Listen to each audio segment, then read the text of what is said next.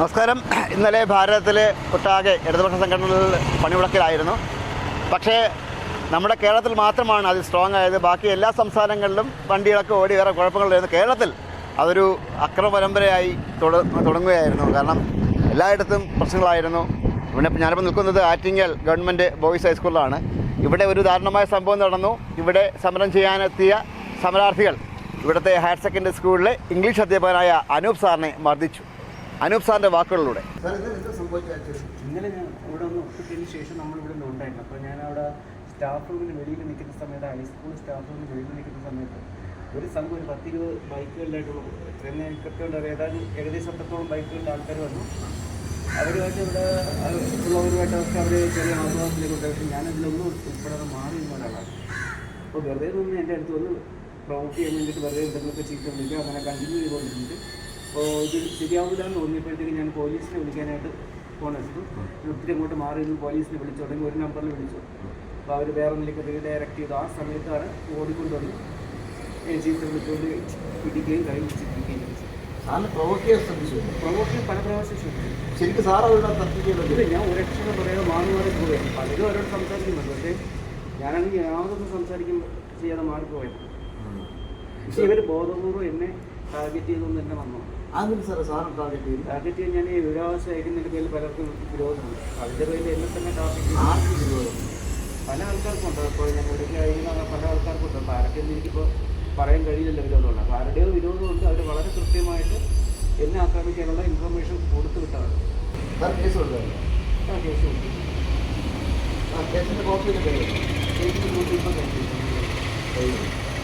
ഇത് സാറിന് മത്സ്യബന്ധനത്തിലൂടെ സഹാധ്യതയായ ഇടപെട്ടില്ല. അതിന് പിന്നെ കുറച്ച് പേർക്ക് കണ്ട് ഇടപെട്ട് പിന്നെ ഉള്ളിൽ ഇടപെടലുണ്ടായില്ല. കുറച്ച് പേര് ഇടപെട്ടു. ഇരുപത് അത്രത്തോളം ബൈക്ക് ഉണ്ടായിരുന്നാണ് എനിക്ക് തോന്നുന്നത്. ആൾക്കാർ അതിന് കൂടുതലുണ്ടായിരുന്നു. സർക്കാർ സ്ഥാപനമാണ്. ഇവിടെ വന്നിട്ട് ഇവിടെ വർക്ക് ചെയ്യുന്ന ഒരു സർക്കാർ ഉദ്യോഗസ്ഥനെ ആക്രമിക്കുക എന്ന് പറയുന്നത് വലിയ കേസല്ലേ? ആണ്. പോലീസിന് ഞാൻ കൊടുത്തിട്ടുണ്ട്. ഒന്നേരം ചെറുപ്പക്കാരായിരുന്നു, പയ്യന്മാരായിരുന്നു. അത് ഉണ്ടായിരുന്നു. പിന്നീട് രണ്ടാമത് പിന്നെ അവർ വന്നു. ആ സമയത്ത് പ്രായമായ 1-2 പേരും അതിൻ്റെ കൂട്ടത്തിലുണ്ടായിരുന്നു. അത് ഞാൻ അറിഞ്ഞത് ഒരു ഇവിടുത്തെ തന്നെ ഒരു എന്താ പറയുക ഒരു നഗരസഭാ അംഗത്തിൻ്റെ സാന്നിധ്യത്തിൽ. ഇവിടെയാണ് ആൾക്കാരും വലിയ പരിധിയില്ല. നഗരസഭ കാരണം കോൺഗ്രസ് എന്ന് ആരോപിച്ചിട്ടുള്ളത് നഗരസഭാ അംഗത്തിൻ്റെ സാന്നിധ്യത്തിലാണ് മർദ്ദനം നടന്നതാണ്. എനിക്ക് അറിഞ്ഞില്ല. നഗരസഭ വേണമെന്നൊന്നും എനിക്ക് അറിഞ്ഞില്ല. ആയിരുന്നു നഗരസഭ. ഇവിടുത്തെ അതൊരു നഗരസഭാ അംഗത്തിൻ്റെ സാന്നിധ്യത്തിലായിരുന്നു അക്രമം എന്നാണ് ഇന്ന് കോൺഗ്രസ്സുകാർ ഇന്ന് യോഗത്തിൽ ആക്ഷേപിച്ചത്. എനിക്ക് ആളിനെ കണ്ടറിയാം. പക്ഷേ നഗരസഭ എനിക്ക് ഇവിടുത്തെ ആൾക്കാരെന്ന് പറഞ്ഞാൽ ഇവിടുത്തെ ഒരു വിഷയങ്ങളിൽ ഞാൻ ഇടപെടുന്ന ആളുകൾ പറ്റിയാണോ? അതിനെപ്പറ്റി എനിക്ക് മുമ്പ് ഓപ്പറേഷൻ ചെയ്തതായിരുന്നു. ഇന്നലെ കൂടെ ആയപ്പോൾ എനിക്കിപ്പോൾ ഭയങ്കര വേദന. സാറിന് വേറെ എവിടെ മർദ്ദനായിട്ട് ഇവിടെ പിടിച്ചോ? അപ്പോഴത്തേക്ക് കുറച്ച് ഡീറ്റെയിൽസ് പറഞ്ഞ് വന്നാണ് പറ്റും. നിങ്ങളൊക്കെ അവിടെ അറിഞ്ഞത് പിന്നെ സാറിൻ്റെ തലയ്ക്ക് പരിക്കിട്ടാണ്.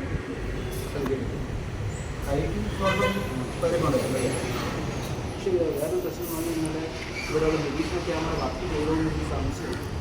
പോലീസ് വന്ന് ചോദിച്ചപ്പോഴാണ് എന്തൊക്കെയാണ് കൊടുത്തെന്ന് എനിക്കറിയുന്നത്. അത് തിരക്കാണ്. നിരീക്ഷണ ക്യാമറ വർക്ക് ചെയ്തോന്ന് എനിക്ക് വലിയ സംശയം. നിരീക്ഷണ ക്യാമറ വർക്ക് ചെയ്തിട്ടില്ല എങ്കിൽ അത് കൂടുതൽ അന്വേഷിക്കേണ്ട കാര്യമാണ്. കാരണം എന്തുകൊണ്ട് നിരീക്ഷണ ക്യാമറ ഇങ്ങനെ വർക്ക് ചെയ്തില്ല എന്നുള്ള കാര്യം അന്വേഷിക്കേണ്ടത്. ഇന്നലെ മാത്രം വർക്ക് ചെയ്തത് അങ്ങനെയാണ് എനിക്ക് തോന്നുന്നത്. അത് അന്വേഷിക്കണം. എനിക്ക് അറിയില്ല. ഇന്നലെ മാത്രമാണെങ്കിൽ അത് വളരെ ഗുരുതരമായിട്ട് അന്വേഷിക്കേണ്ട വിഷയമാണ്. എനിക്ക് കൃത്യമായിട്ട് അറിയില്ല. ഇന്നലെ മാത്രമാണ് വർക്ക് പ്രത്യേകിച്ച് ഒരു പണിമുടക്ക് ദിവസമൊക്കെ വേണ്ടതാണ്. പത്രം ഉണ്ടാവാൻ സാധ്യതയുണ്ട്.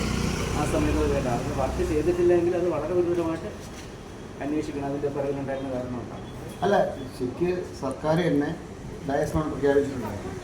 അപ്പോൾ ഇന്നേക്ക് വരേണ്ട കാര്യമുണ്ട്. അധികർക്ക് വരുന്ന ജോലി എടുക്കേണ്ട കാര്യമാണ്. ഡയസ്മോൺ സർക്കാർ പ്രഖ്യാപിച്ചിരിക്കുകയാണ്. ഞാൻ ഏത് പണിമുടക്കുണ്ടെങ്കിലും അന്ന് വർക്ക് ചെയ്യാൻ പറ്റുന്നതാണ്. ഏത് സംഘടനയുടെ പണിമുടക്കായാലും ഞാൻ വർക്ക് ചെയ്യാൻ പറ്റും. അത് ഞാൻ വർഷങ്ങളായിട്ട് തുടരുന്ന കാര്യമാണ്. 2000 ഞാൻ സർവീസ് കയറിയ സമയം തൊട്ട് ഏത് സംഘടനയുടെ പണിമുടക്കിലും ഞാൻ വർക്ക് ചെയ്യും. ക്ലാസ് മുറിയിലെ പിഞ്ച് കുട്ടികളുടെ മുന്നിലിട്ട് അധ്യാപകനെ വെട്ടിക്കൊന്നൊരു സംസ്ഥാനം കൂടിയാണ് നമ്മുടെ സംസ്ഥാനം. മാതാപിതാ ഗുരു ദൈവം എന്നാണ്. ഗുരുവിനെയൊക്കെ ഇങ്ങനെ മർദ്ദിക്കാമോ എന്നൊരു ചോദ്യം ഉയരുകയാണ്. നമ്മുടെയൊക്കെ സംസ്കാര സമ്പന്നനാണ് അഭിമാനിക്കുന്നത്. ആ സംസ്കാരം നിലനിർത്തേണ്ടത് ഓരോ വിദ്യാർത്ഥിയുടെയും ഓരോ പൊതുപ്രവർത്തകൻ്റെയും ഉത്തരവാദിത്തമാണ്. ഉസ്മാനിന് വേണ്ടി ക്യാമറമാൻ അനീഷ് മംഗലാപുരത്തിനൊപ്പം സുജിത്ത് മാരാർ സൈനിങ്.